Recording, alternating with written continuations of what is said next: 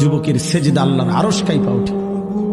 নওজোয়ান সেজদা দিলে আল্লাহ আরশ আজিম থেকে বলে, যুবক তুই আমারে সেজদা দিলি, যা ওয়াদা দিলাম হাসরের ময়দান আমি তোরে আমার আরশের ছায়া দেব।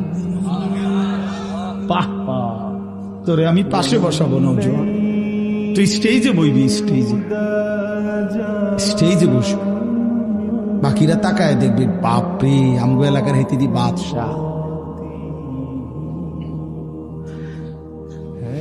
আল্লাহ তৌফিক দান করুন। চলেন এই আয়াতগুলোর তর্জমা বলি, শুধু তর্জমা।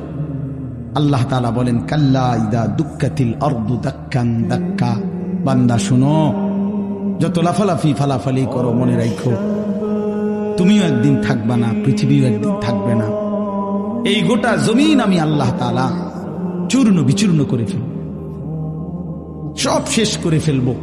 আসমান জমিন চন্দ্র সূর্য সব শেষ করে ফেলবো। হাসরের মাঠ কায়েম হবে।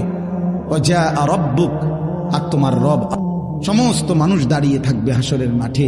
তোমার রব আল্লাহ হাসরের মাঠে আগমন করবেন। ওয়াল মালাকু সাফফান সাফফা, কোটি কোটি ফেরেশতা হাসরের ময়দানে সারিবদ্ধভাবে দাঁড়াবে।